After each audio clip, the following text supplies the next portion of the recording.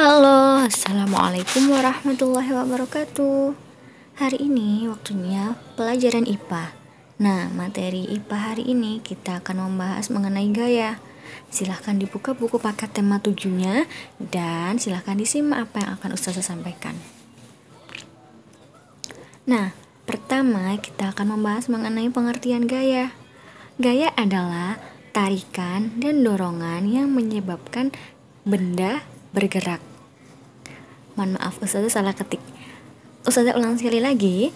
Gaya adalah tarikan dan dorongan yang menyebabkan benda itu bergerak. Jadi ketika benda itu bisa bergerak seperti meja, kemudian kursi, itu terjadi adanya gaya, adanya dorongan atau tarikan yang dilakukan oleh manusia.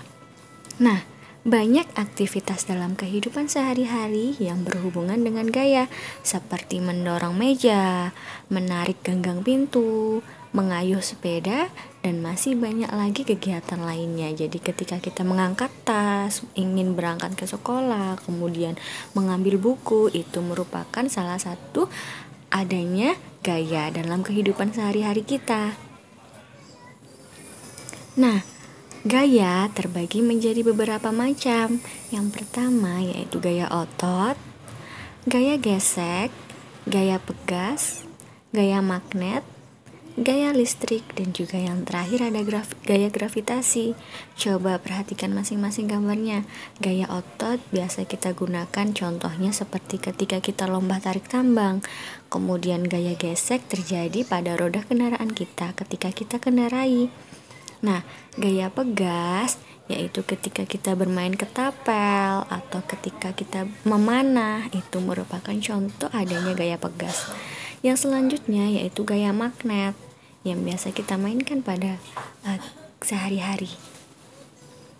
Ada gaya listrik, kemudian yang terakhir yaitu gaya gravitasi. Contohnya yaitu buah apel yang jatuh dari pohonnya. Nah, gaya listrik, kita selanjutnya akan membahas mengenai gaya listrik. Gaya listrik dapat ditimbulkan oleh adanya gaya gesekan. Contohnya yaitu serpihan kertas yang tertarik dan menempel pada penggaris membuktikan bahwa penggaris bermuatan listrik. Gaya gesek yang terjadi berulang kali antara penggaris dan kain wol menimbulkan muatan listrik pada kain wol dapat berpindah ke penggaris. Akibatnya, penggaris bermuatan listrik sehingga dapat menarik serpihan kaca. Coba perhatikan pada gambar. Di sana terdapat penggaris, kemudian penggaris digosokkan pada kain wol, kemudian selesai digosokkan ke kain wol, penggaris didekatkan kepada serpihan-serpihan kaca, atau bisa juga kakak menggunakan potongan-potongan kertas. Nah, setelah digosok-gosok ke kain wol, penggaris didekatkan ke serpihan kaca atau kain wol, maka serpihan kaca atau potongan-potongan kertas akan menempel ke penggaris. Hal tersebut menunjukkan bahwasannya muatan listrik yang berasal dari kain wol dari gesekan-gesekan antara kain wol dan penggaris dapat mengakibatkan penggaris bermuatan listrik sehingga bisa menarik serpihan kaca dan juga potongan-potongan kertas. Nah, gejala kelistrikan dapat kita coba pada rambut yang didekatkan pada balon yang telah digosokkan kain wol. Muatan listrik negatif atau elektron berpindah dari rambut ke balon. Perbedaan muatan listrik pada balon menimbulkan gejala kelistrikan. Rambut seolah tertarik balon, muatan listrik pada balon bersifat diam atau dinamis. Jadi selain penggaris digosokkan ke kain wol, kemudian penggaris dapat menarik serpihan kaca atau potongan kertas. Contoh selanjutnya yaitu kain wol, balon yang telah digosokkan ke kain wol kemudian didekatkan ke rambut, maka rambut akan tertarik pada balon.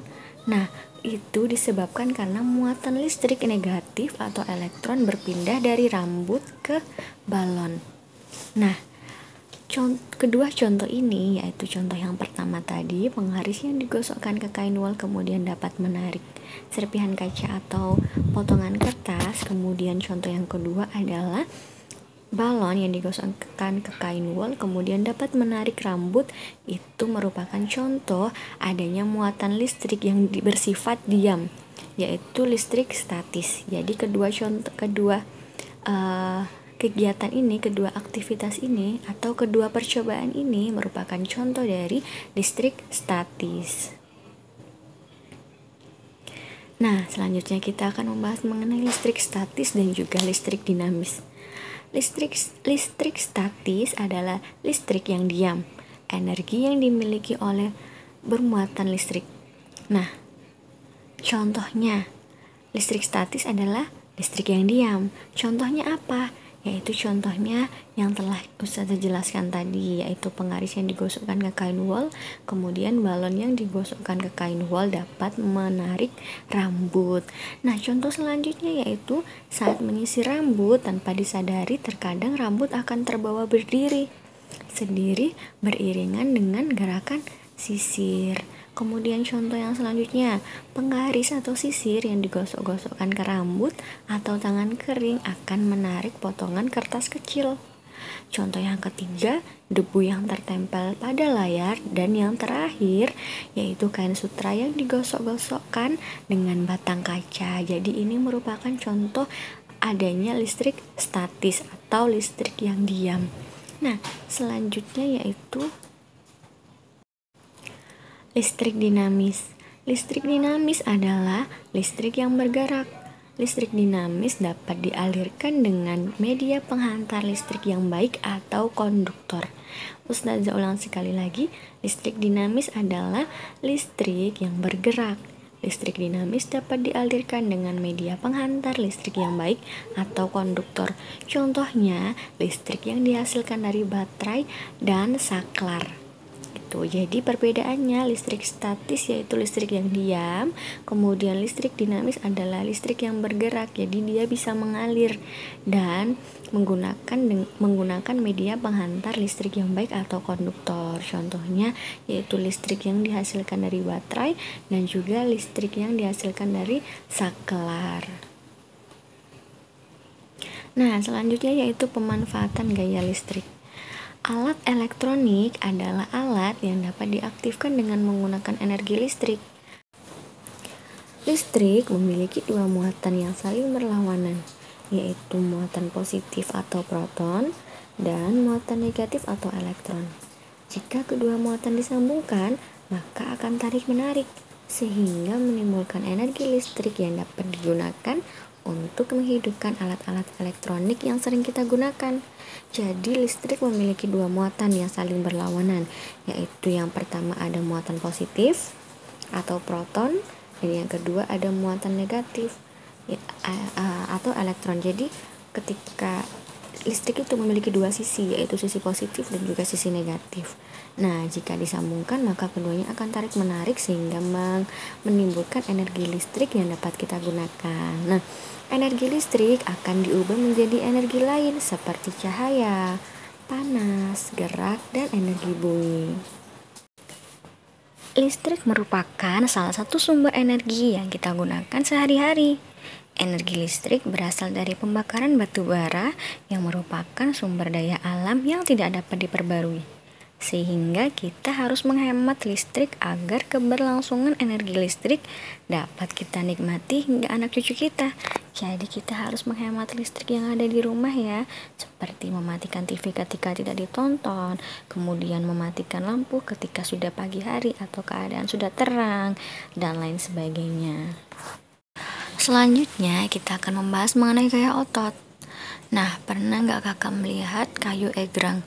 Yaitu kayu yang kita naiki kemudian kita bisa berjalan dengan menggunakan kayu itu. Nah, kayu egrang dapat bergerak karena adanya tenaga yang dihasilkan oleh otot manusia. Otot adalah suatu jaringan dalam tubuh manusia atau hewan yang berperan sebagai alat gerak aktif yang menggerakkan rangka tubuh manusia. Tarikan atau dorongan yang dihasilkan dari tenaga otot, baik otot manusia maupun hewan, disebut gaya otot. Jadi gaya otot adalah tarikan atau dorongan yang dihasilkan dari tenaga otot, baik itu otot manusia maupun hewan. Nah, ini merupakan contoh gaya otot yang dilakukan oleh manusia, seperti ketika menendang bola, permainan tarik tambang, mengayuh sepeda, membuat kerajinan tangan, dan banyak lagi contoh lainnya, seperti ketika kakak menarik meja, kemudian ketika mengangkat tas, mengangkat kursi, itu merupakan adanya gaya otot. Nah, gaya otot yang dihasilkan oleh hewan diantaranya yaitu kerbau yang membajak sawah dan kuda yang menarik delman. Jadi selain gaya otot dihasilkan oleh manusia, gaya otot dapat juga dihasilkan oleh hewan. Contohnya yaitu kerbau yang membajak sawah dan juga kuda yang menarik delman. Nah, selain digunakan untuk melakukan permainan tradisional seperti gobak sodor, engklek, lompat tali, dan lain-lain, gaya otot juga dimanfaatkan dalam banyak hal seperti ketika kita berolahraga, memindahkan benda-benda, mencuci, berkebun, dan masih banyak aktivitas lainnya. Nah, perhatikan di dalam tabel. Di dalam tabel ada manfaat gaya otot serta contoh kegiatan. Yang pertama yaitu menggerakkan tubuh. Contoh kegiatannya ketika kita berjalan, berlari, mengangguk, menoleh, melambai, dan lain sebagainya. Ini merupakan contoh adanya gaya otot. Contoh yang kedua yaitu mempertahankan postur tubuh. Contoh kegiatan berdiri tegak, duduk, dan jongkok. Yang ketiga yaitu memindahkan benda. Contoh kegiatannya mendorong lemari, mengangkat beban, memindahkan kursi dan meja, kuda yang menarik delman, dan lain sebagainya. Kemudian yang keempat, melakukan pekerjaan. Contoh kegiatannya bersepeda, menyapu, menulis, mengetik, dan lain sebagainya. Contoh yang terakhir yaitu melatih dan membentuk tubuh. Contoh kegiatannya berolahraga, senam, dan juga ada beberapa contoh lainnya. Nah, sampai di sini perjumpaan kita pada hari ini. Semoga bisa dipahami dengan baik. Sekian, wassalamualaikum warahmatullahi wabarakatuh. Tetap semangat ya.